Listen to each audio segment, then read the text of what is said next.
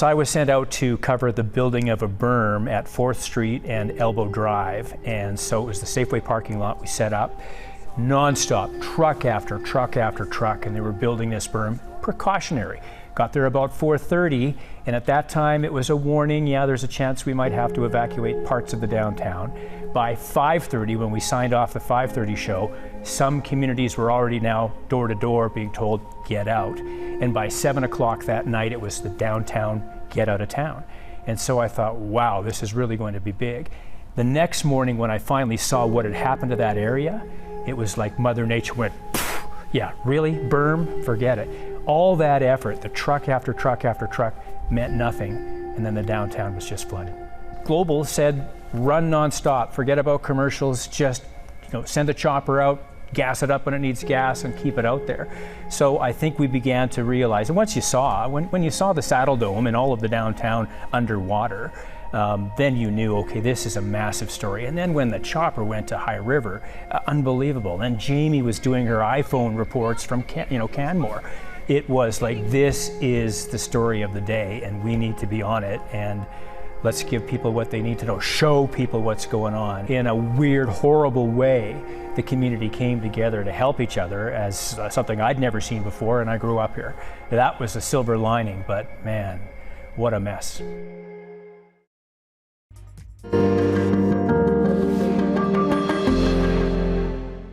My name is Shannon Penner, and I've been a resident of High River since 2009. In 2013, my home was affected by the floods. And about 7 p.m. we got the knock on the door to evacuate. The town people said that it was just a precaution and not to worry, and we should pack an overnight bag, and that we should be home the next day, no problem. 3 days later, we were still in the area, but we were not able to go home. And I think that's when the trauma really, really set in. We left our pets, our cats at home. We got our pets back on Canada Day, so July 1st. We got the phone call that they had been rescued by boat, because our home was still underwater on July 1st. I believe it was July 15th we had the phone call that we were allowed to go home.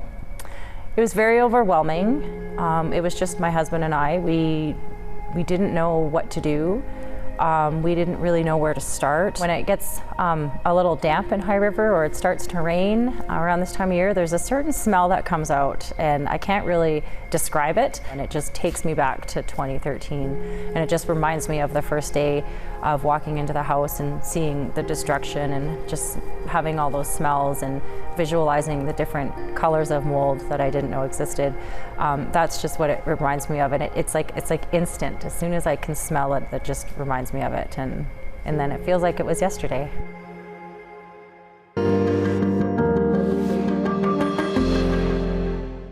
Craig Snodgrass, Mayor of High River. 2013, I was not the mayor. In June, I became mayor after the flood in October of 2013. Talking about doing some kind of 10-year anniversary event of some kind in High River, and we decided not to do anything because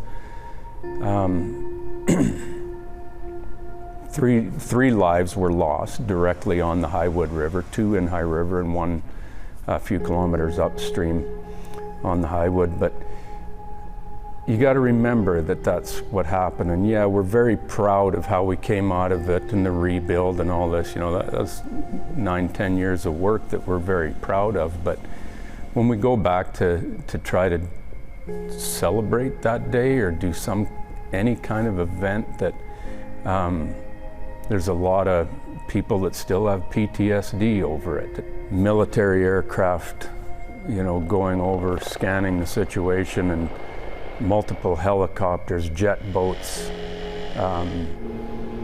doing rescue efforts at that time. It was a completely overwhelming experience. It changed all our lives. There's no question on that. When I became mayor, definitely didn't have a clue what I was getting myself into. There's no question. I just knew I wanted to be part of getting our little town back up and running. High River's done, it'll never come back, all this stuff, and yeah, that's where I bow up a little bit and yeah, watch this. Hold my beer.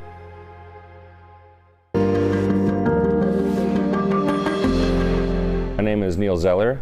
During the floods, I was living in Marda Loop and becoming a photographer at the time. The first night I went out, and the Peace Bridge was my thing as a photographer. It was for many of us at the time because it was so new. And I went to the Peace Bridge and I stood there and kind of watched the water rise that night. And it kept coming up, and the Peace Bridge was high enough that I don't think it was going to be in jeopardy of being washed away, but everything around it wasn't, and the water was just sort of starting to trickle into Memorial Drive and washing kind of over Princess Island Park. And I was pretty shocked. I thought this is a big deal. I went down to Bowness, I went to Sunnyside, and there were a lot of hugs, there were a lot of tears. There was, one of the saddest moments was a family dismantling a piano. A family heirloom piano, and they're taking it apart piece by piece. And I asked them, why wouldn't you just push this out the door and garbage it on the street corner like everything else? And they said, well, it is garbage, it's going to the garbage, but we're just slowly taking it apart because it means too much to us to sort of just let go. Kids just, being, masks on and mud up to their waists, cleaning out people's basements, and like no ask, right? And in behind that, tables of water and food just showing up, and in behind that, pickup trucks just hauling things away. And I had never felt a greater sense of community in Calgary, and kind of helped me sort of shape my own view of our city.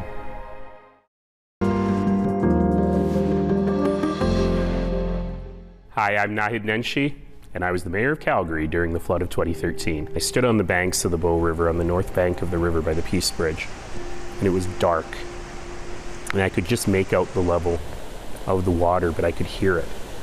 And I've never heard the Bow River so angry and so loud before. And for that moment, for the first time at that moment, that's actually when I felt a bit scared. I didn't know what was going to happen.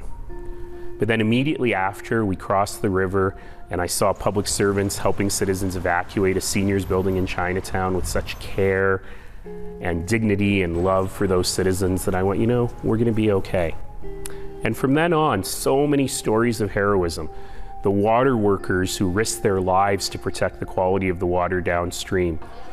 The woman who organized 1,500 quilts to be made for people who'd lost all their family heirlooms, Bev. Going to the funeral of Lorraine Gerlitz, who's the woman we lost in Calgary, and learning about her extraordinary life. And I heard on the radio that if you want to help with the cleanup, the city of Calgary is inviting you to come meet at McMahon Stadium. So I went over to McMahon Stadium, and of course, the pictures are famous. There were thousands and thousands of people there. When I saw the pictures of Stampede Park completely flooded, the Saddle Dome completely out of commission, I thought to myself, wow, for the first time in history, I think we're going to have to cancel the Stampede. And I remember going down to the Stampede grounds and sitting with the leadership of the Stampede and saying, guys, it's 2 weeks today is the parade. Downtown is closed. I don't know how we're going to do this. And I think that was the first time I heard, come hell or high water, we're going to make it work. And through a tremendous effort, staff flown into Calgary, volunteers working hard, covering the Stampede ground in cedar shavings, they were able to make it work. And 2 weeks later, I rode my horse at the front of that parade down streets that had been flooded and closed 2 weeks earlier. And I thought to myself, this is such an incredible symbol of the power of community, of the power of volunteerism, and the attitude we have in Calgary that we're going to get this done.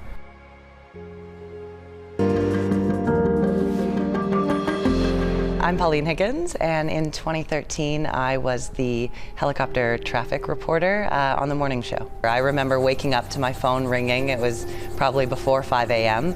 and them asking me to get to the airport as quick as I could. All the bridges were closed and the amount of water was just insane. I remember feeling very overwhelmed just the amount of water. It wasn't just the storm and the heavy rain flow, but there was a lot of wind that was throwing us around. It's quite the job being up here fighting this wind and rain, but we're flying above the zoo now, taking a look, and it is completely submerged. Flying over the farmers' fields, usually they have 200, 300, 400 head of cattle, and the floods flooded the fields but would leave these little hills, and all the cattle would try to fit on that one little hill. So from a distance it would just be like this black spot in the water, and then as you got closer you could see that it was hundreds of cattle trying not to get wet. Just debris that littered the riverbanks and the neighborhoods, and once the water started to come down, we watched communities come together and clean up. And so we would see the big piles of where everything would end up, and we would see people hauling things, and it was weeks and weeks of that. So that evoked a lot of emotion too, not the same as the floods, but definitely as strong. I'm Shawn Wiebe, and I was helping out with the floods in 2013. The force and the magnitude of the water was insane. On top of the water, it looks like you could see it moving, but underneath, the force is just unreal. And the fact that they can move vehicles is powerful. We had 3 combines at the co-op, loading people in the hoppers and the cab and whatnot. So I was the last one on the last combine. And then as the boats were coming in, we'd help people off. And then the one boat that came in, just a little frail lady, and her husband was in there, and I would kind of look at her and I'm like, here, instead of walking through the water again, I'll just help you out. So I picked her up and kind of gave her a nice little smile, and she's like, the last time I was carried like this was on my wedding night. I'm like, oh! I didn't notice cameras, I didn't notice people. It was just, I was just focused on getting people to safety, really. I think with all the devastation that was happening, that smile gave people a glimmer of hope to keep going on, that there is something to look forward to in the future.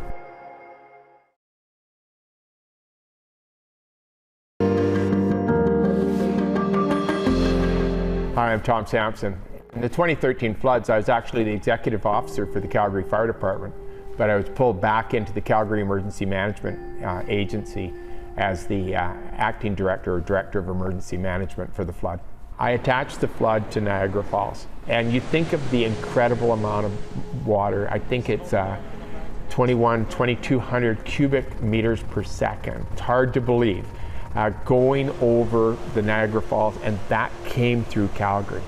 And you know, it's not a wonder that we couldn't manage it, but it's the marvel of it all is that for us at least it came and it left with almost the same speed. The water obviously went right over the zoo land, and so there were some incredible stories. I mean, the hippos that got out, right? And you know, some firefighters floated a sea can. They found a sea can floating by.